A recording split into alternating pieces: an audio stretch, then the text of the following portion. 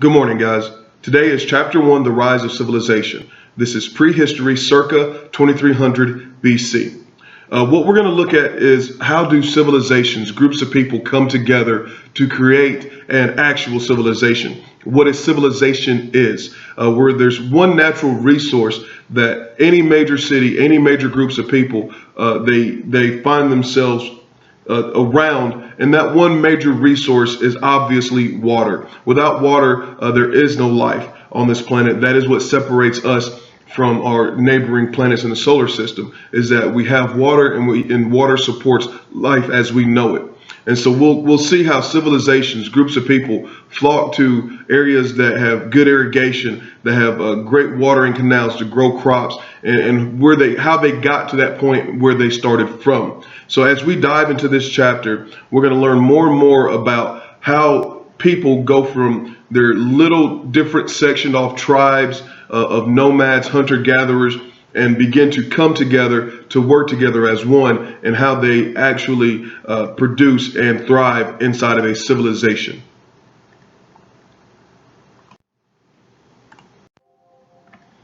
The story matters. Let's look at our essential questions. What do archaeology and anthropology teach us about prehistoric humans? What is a civilization, and how does one form? By 3000 BC, the Sumerians had built cities and developed one of the world's first civilizations in an area known as Mesopotamia. Religion, one of the key elements of a civilization, was very important to the Sumerians. They believed that the gods ruled their cities and all aspects of their lives. Each Sumerian city had a great temple known as a ziggurat, dedicated to the local god. There they left offerings, including carved figurines and statues such as this one. The figures were usually depicted in a pose of worship, the folded hands and wide eyes symbolizing that they are eternally offering prayers to the gods. Now, why might this statue be called a worshiping woman? I'll give you a few seconds to think about that answer. Come up with one on your own. Why might this statue be called a worshiping woman?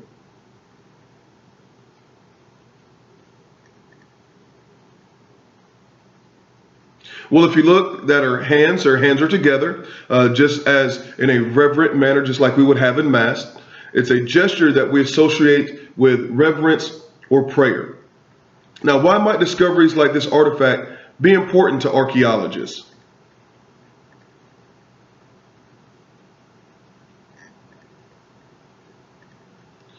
They include information about what early humans looked like and how they lived.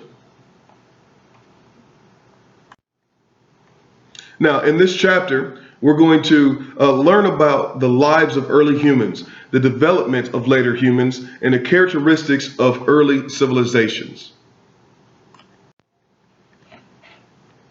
All right, so let's analyze a primary source. A primary source is a document or artifact that you can use to further investigate and gain knowledge on a historic topic.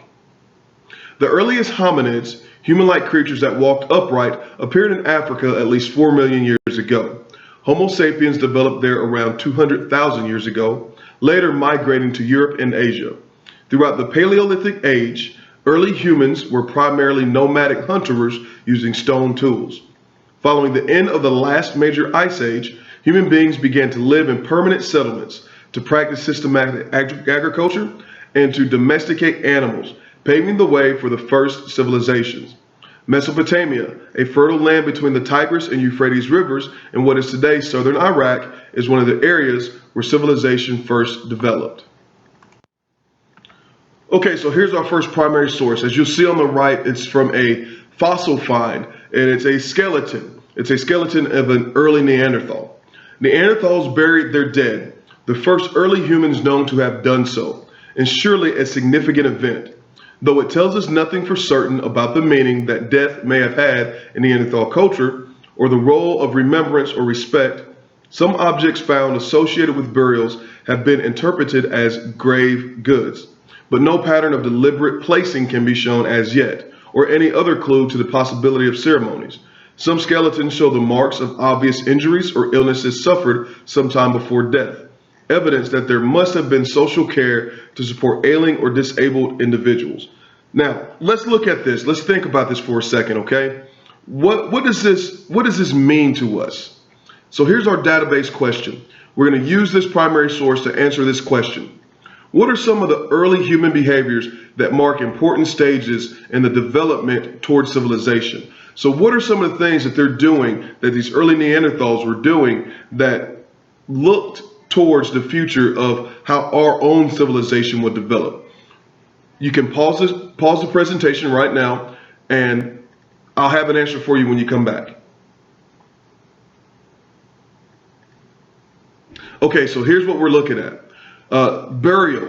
They don't know why they may have buried their dead. They don't know if this was a traditional or ritual thing like we do today, as a way to say goodbye to someone, as a way to put their remains in one resting location. You got to think, before this, people were just dying in the jungles or on the high plains, whatever the climate the area was, and until people became more sophisticated, they were just being left for dead for the birds and the other scavengers to pick their carcasses. Now we're talking about, we're actually going to bury our dead. And this is something that is moving us towards a civilization, something that is more civil than what was originally there. And then you see that they're burying them with what they might call grave goods, things that will help these people along the other side, as you will in some cultures. What this says is that maybe the Neanderthals were developing an early religion. Okay, our second primary source is an actual painting. It's a cave painting that early prehistoric man did on a cave wall, and probably crushed berries for color, different pulps from trees, maybe even some animal blood, and he used this to draw animals, creatures on the wild plains. Art did not have a linear evolution from clumsy and crude beginnings. In other words, art didn't just go from clumsy and crude straight directly through something very sophisticated as we see today. It was not a straight path. In the course of the Upper Paleolithic, there were doubtless numerous beginnings. So the writer is saying that different peoples would have started at different times. They would have come to the pinnacle or the top of their art and declined at different rates from other peoples, because everyone was not connected. But from the start, there were very great artists and accomplished productions in certain regions, without the situation necessarily being the same everywhere at the same time. Our view of the beginnings of artistic creation, and even of the psyche of these first modern humans, has been changed by this discovery. So in other words, now we can understand where prehistoric man was. Even today, it is a great effort of our own to capture life as it is happening. That's why today we have cell phones. We all keep a cell phone on us. There's Instagram, Snapchat, Facebook, Twitter, all this different social media, and it all revolves around photographs. It's not just text. Text is very limited without the visual aid of a photograph. And this is what the prehistoric man was doing, capturing his surroundings for himself to see, for others to see. And it's a testament that it has lasted this long.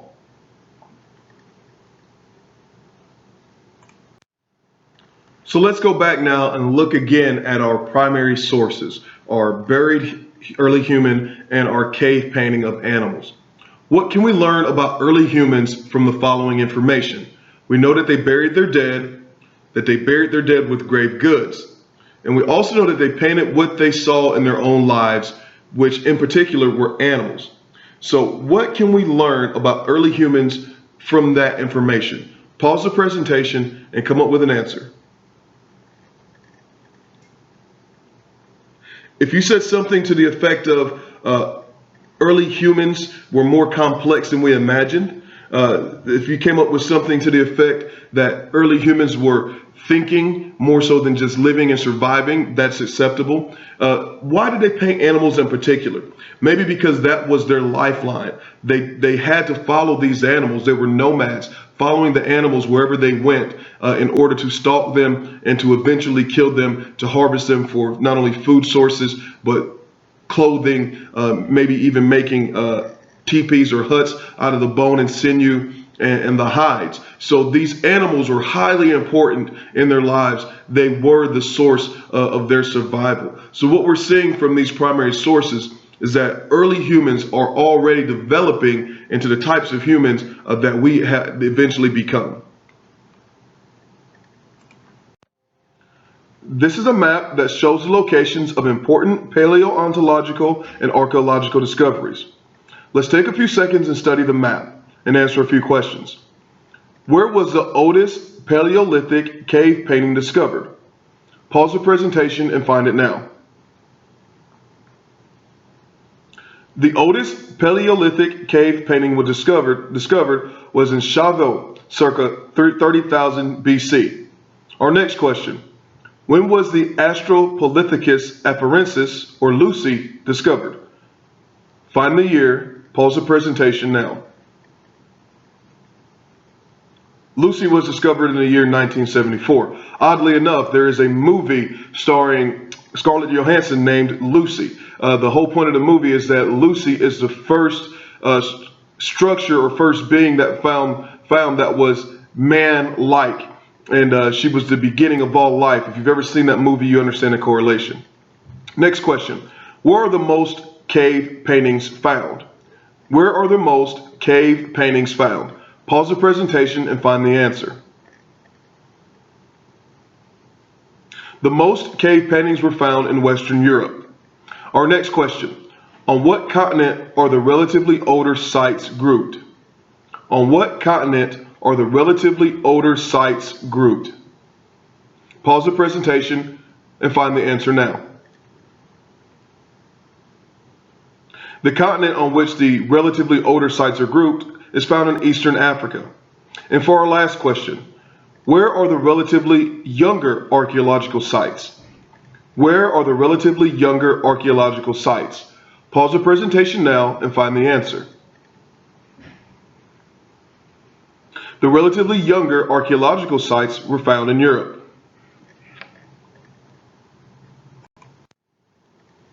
Now that we've taken a look at where we are geographically, let's take a look at where we are chronologically. What we have in front of us is one half of our timeline from the Step Into the Time, which is in your book digitally and also in your hard copy book. What we have are some different points in time that are important for us to understand where the world is. As we can see, in circa 2500 BC, the Paleolithic age begins. So this is 2.5 million years before we began taking time in the year of our Lord. We are 2016 years removed from the year of our Lord. So BC is starting from that year zero, going back 2.5 million years. If we look at the far right, circa or about 35,000 years before Christ, the oldest known paintings were created, and we saw those on our last slide looking at our database questions and our documents. So take a look at this at the timeline and orient yourself to where we are chronologically in our world.